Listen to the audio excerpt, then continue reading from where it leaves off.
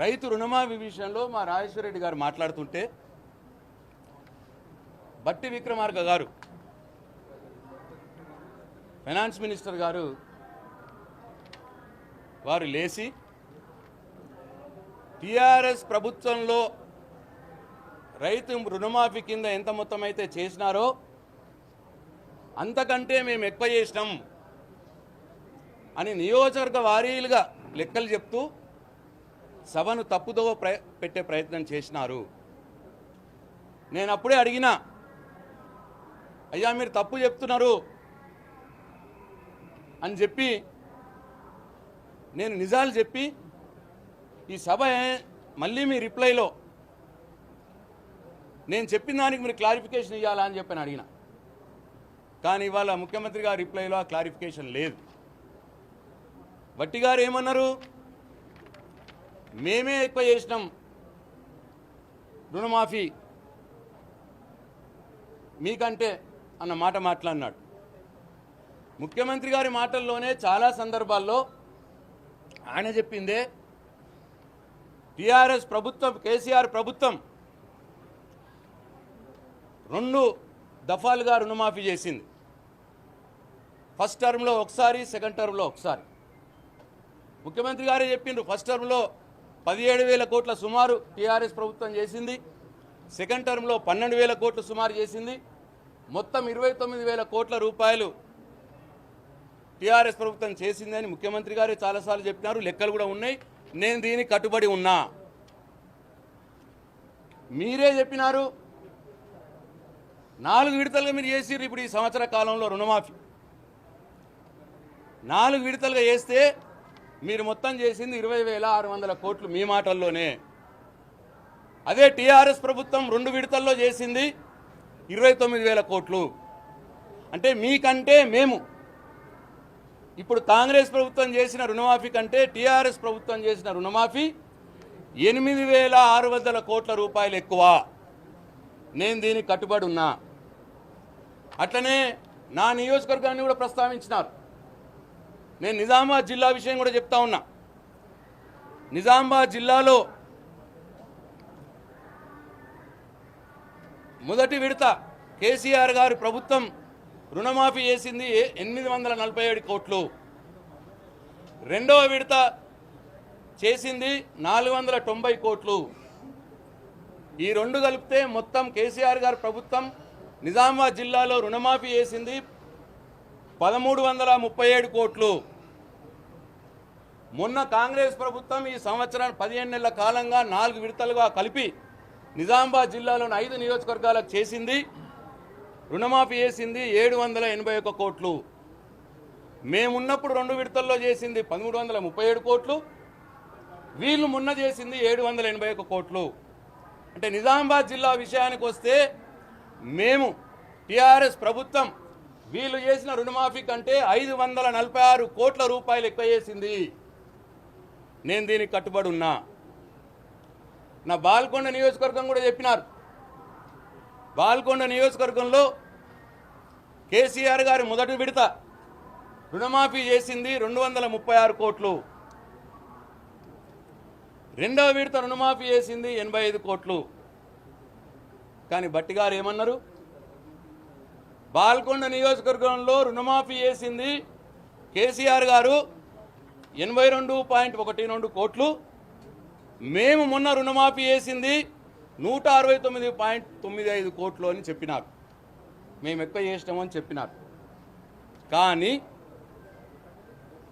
మొదటి విడత రుణమాఫీ ఆయన పట్టుకోలే. 2018 తర్వాత చేసిన రుణమాఫీ ఇదే చెప్పినారు. చెప్పి మేమే ఎక్కువ చేసినాము అని సభని తప్పుదో పెట్టే ప్రయత్నం చేసినాడు. ప్రజలకు తప్పుడు సమాచారం ఇచ్చినాడు. నేను ఇక స్టికాన్ అవుతున్నా. బాల్కొండ నియోజకవర్గంలో మొదటి విడత 236 కోట్లు కేసీఆర్ గారు చేసినారు. రెండవ విడత 85 కోట్లు చేసినారు. మొత్తం కలిస్తే 318 కోట్లు వాళ్ళ లెక్క ప్రకారం రెండో విడత తీసుకున్నా. కాంగ్రెస్ పార్టీ చేసింది 169.95 కోట్లు. 318 కోట్లు మేము చేసినాం బాల్కొండ నియోజకవర్గంలో. కాంగ్రెస్ పార్టీ చేసింది 169.95 కోట్లు అంటే 170 కోట్లు. 318 మేము, 170 కోట్లు కాంగ్రెస్ బాల్కొండ నియోజకవర్గంలో చేసిన రుణమాఫీ. వారికంటే మేము 148 కోట్ల రూపాయలు ఎక్కువ చేసినాం కేవలం బాల్కొండ నియోజకవర్గంలో. నేను దీనికి కట్టుబడి ఉన్నా. ఇది తప్పని రుజువు చేస్తే నేను ఎమ్మెల్యే పదవికి రాజీనామా చేస్తా భట్టి గారు. లేదు ఇది ఒప్పైతే, నేను చెప్పిన మాటలు నిజమైతే మీరు ఏ శిక్ష మీరు విధించుకుంటారో మీ విజ్ఞతగా వదిలేస్తున్నా భట్టి గారు. కానీ మరొకసారి ప్రజల్ని తప్పుదో పట్టియకండి, సభని తప్పుదో పట్టియకండి. నిజామాబాద్ జిల్లాలో 2,03,520 మంది రైతులుంటే మీరు రుణమాఫీ చేసింది ఇప్పటి మట్టుకు 1,05,55 మందికి మాత్రమే. 49% మందికి చేసినారు. ఇంకా 1,02,965 మందికి 51% మందికి ఇంకా రుణమాఫీ కాలే నిజామాబాద్ జిల్లాలో. బాల్కొండ నియోజకవర్గంలో 51,128 మంది రైతులుంటే మీరు చేసింది రుణమాఫీ కేవలం 19,675 మంది రైతులకు మాత్రమే. 38% మందికే మాత్రమే చేసినారు. ఇంకా 31,458 మంది రైతులకు రుణమాఫీ కాలేదు నా బాల్కొండ నియోజకవర్గంలో. 62% మంది రైతులకు రుణమాఫీ కాలేదు. నేను దీనికి కట్టుబడి ఉన్నా. ఇది తప్పని చెప్తే, తప్పని రుజువు చేస్తే నేను రాజీనామాకు సిద్ధం. ఇది ఒప్పైతే భట్టి గారు మీరే నిర్ణయించుకోండి మీరే శిక్ష విధించుకుంటారో. కాబట్టి ప్రజలారా దయచేసి అసెంబ్లీ సాక్షిగానే ఒక ఆర్థిక శాఖ మంత్రి అసెంబ్లీలోనే ఇట్లా తప్పుడు లెక్కలు తప్పుడు వార్తలు చెప్తా ఉన్నారు. దయచేసి తెలంగాణ సమాజం ప్రజలు గమనించాలని చెప్పి నేను కోరుతా ఉన్నా. రాష్ట్రమంతా కూడా ఇదే పరిస్థితి ఉన్నది. ఎక్కడ కూడా సంపూర్ణంగా రుణమాఫీ జరగలేదు. ఊరికే డబ్బా కొట్టుకుంటున్నారు రుణమాఫీ చేసేసినామని.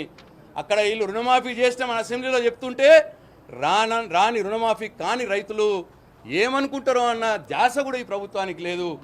అందుకే టీవీలు పెడితే, మైకులు పెడితే ఆక్రోశం వెళ్ళగక్కుతా ఉన్నారు రైతులు ఆక్రోశం వెళ్ళగక్కితే అది రికార్డు చేసి టెలికాస్ట్ చేస్తున్నటువంటి జర్నలిస్టుల మీద కేసులు పెడతా ఉన్నారు. మీరు రుణమాఫీ చెయ్యరు, బాధపడ్డ రైతు ఆక్రోశం వెళ్ళగక్తాడు.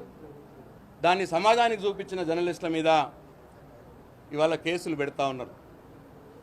సంస్కారం గురించి మాట్లాడిన ముఖ్యమంత్రి గారు సంస్కారం గురించి మాట్లాడుతూనే మళ్ళా ఇవాళ అసెంబ్లీలో తోలు తీస్తారు అని మాట్లాడుతున్నాడు. తోడుకలు తీస్తారు, బట్టలు ఇప్పించి కొడతారు, తోడుకలు తీస్తారు. కొడతా, బట్టలు ఇప్పించి కొడతా, తోడుకలు తీస్తా ముఖ్యమంత్రి గారు మాట్లాడుతున్నారు. మరి వాళ్ళ ఆయన మీద ఎవరు కేసు పెట్టాలి? సంస్కారం లేకుండా మాట్లాడితే కేసులు పెడతా అన్నారు. మరి వాళ్ళ ముఖ్యమంత్రి గారి మీద ఎవరు కేసు పెట్టాలి? బట్టలు ఇప్పించి కొడతా అనుడు సంస్కారవంతమైన మాటనా? తోడుకలు తీస్తా అనుడు సంస్కారవంతమైన మాటనా? ఒక్కసారి తెలంగాణ సమాజం ఆలోచన చేయాలని చెప్పి నేను కోరుతూ సెలవు తీసుకుంటున్నా. జై తెలంగాణ, జై కేసీఆర్.